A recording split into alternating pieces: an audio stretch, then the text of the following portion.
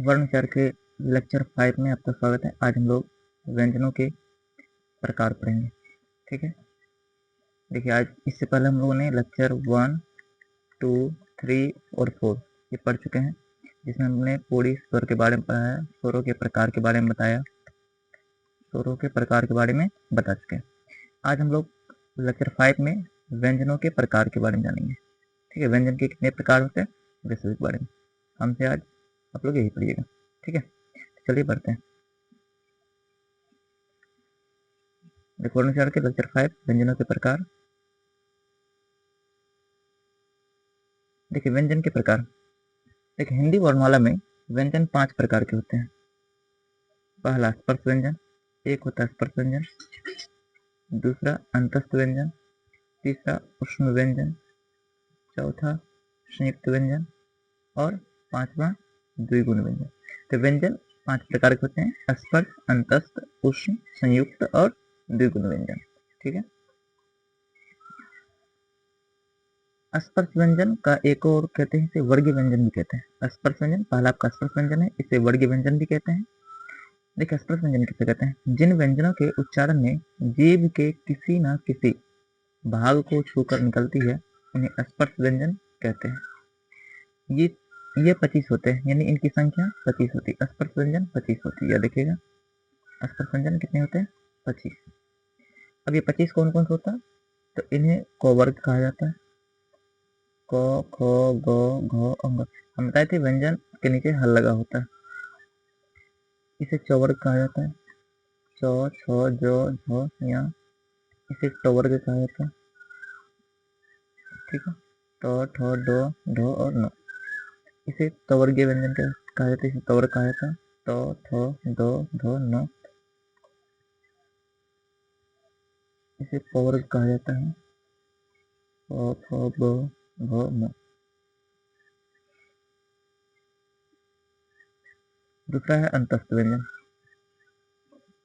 जिन व्यंजनों का उच्चारण में स्वरों व व्यंजनों के बीच होता है उन्हें अंतस्थ व्यंजन कहते हैं।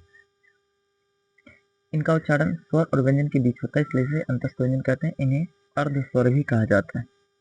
इनकी संख्या 4 होते हैं: य, र, ल, व। उसके बारे में कुछ देखिए, यहाँ वर्ण है य, र, ल, व। इसका उच्चारण स्थान, य का उच्चारण स्थान तालु होता है। इसका वर्ग क्या है? तालव्य वर्ग। र का उच्चारण स्थान दंतमूल या मसूरा, इसे साधारण नाम दंत कह सकते हैं। दंत इसका उच्चारण स्थान। और इसका वर्ग वत्सरीय वर्ग कहलाता है। ठीक है, कई जगह इसे दंतीय वर्ग भी कहा जाता है, लेकिन वास्तव वत्सरीय वर्ग होता है। लो को दंतमूल या मसूरा का उच्चारण था, इसे साधारण भाषा में दंत भी कहा जाता है। ठीक है, दंत इसका उच्चारण स्थान होता है।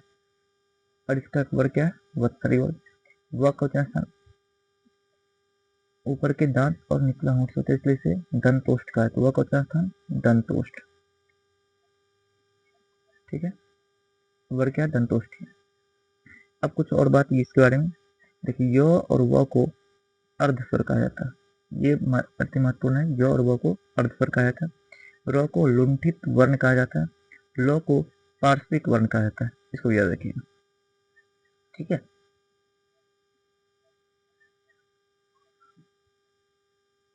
अब तीसरा आपका है उष्ण व्यंजन या संघर्षी व्यंजन। उष्ण व्यंजन का दूसरा नाम है संघर्षी व्यंजन। जिन ध्वनियों के उच्चारण में हवा मुख के किसी स्थान पर रगड़ खाकर निकले तथा उष्मा यानी गर्मी पैदा करे उन्हें उष्ण व्यंजन या संघर्षी व्यंजन कहते हैं। ये 4 होते हैं, इनकी संख्या 4 है: तालव्य स, मूर्धन्य स, दंत स और ह। अब इनके बारे में वर्ण तालव्य स, मूर्धन्य स, दंत स और ह। इसका उच्चारण तालव्य स का उच्चारण स्थान तालु, मूर्धन्य स का उच्चारण स्थान मूर्धा, दंत का उच्चारण स्थान दंतमूल या दंत, ह का उच्चारण स्थान षड्यंत्र या कंठ के भीतर, इसे भाषा में कंठ कहेंगे। ठीक है, उच्चारण स्थान कंठ। स्व का 30 वर्ग से उच्चारण होता है तालव्य वर्ग, मूर्धन्य वर्ग, वत्सरी वर्ग और षड्यंत्री। ठीक है, यानी कंठोष्ठी वर्ग भी कह, कंठ वर्ग भी कह सकते हैं, कंठी वर्ग। ठीक है, अब देखिए इस बारे में एक खास बात है, इस ह को काकल्य वर्ण भी कहा जाता है। काकल्य वर्ण अगर कोई पूछे काकल्य वर्ण किसे कहते हैं तो क्या बताइएगा, ह को। चलिए इसके आगे चौथा है आपका संयुक्त व्यंजन। चौथा व्यंजन क्या है, संयुक्त व्यंजन। देखिए जो व्यंजन दो व्यंजनों से मिलकर बना होता है उसे संयुक्त व्यंजन कहते हैं। हिंदी वर्णमाला में ये चार होते हैं, अक्ष, तर, ज्ञ और स्वर।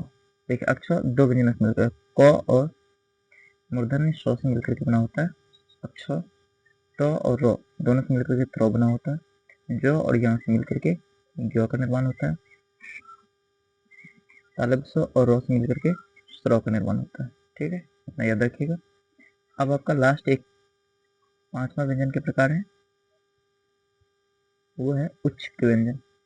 उच्छिष्ट व्यंजन देखिए जिनके उच्चारण में जीभ के पहले ऊपर उठकर मूर्धा को स्पर्श करे और फिर झटके के साथ नीचे को आए, उच्छिष्ट व्यंजन कहते हैं।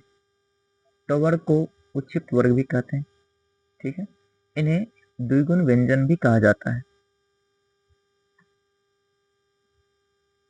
देखिए ड और ढ के नीचे अगर बिंदा लगा दे तो इसी को र और अड पढ़ते हैं। इनका उच्चारण स्थान मूर्धा होता है, इनका वर्ग होता है मूर्धन्य वर्ग। ठीक है, एक खास बात इनके बारे में नोट में यहाँ लिखे गए हैं, नोट में बताए हैं। देखिए ये हिंदी के नवीन विकसित व्यंजन है, मतलब कह सकते हैं ये हिंदी में ही इसका नया नया बनाया गया, इस संस्कृत भाषा में नहीं है, संस्कृत भाषा की नहीं है, हिंदी में इसे नई रूप से प्रयोग करने के लिए ड और ढ के नीचे बिंदा लगा के इसे र और अड़ का उच्चारण दिया गया और ये हिंदी के नवीन विकसित व्यंजन है, संस्कृत भाषा में नहीं पाया जाता।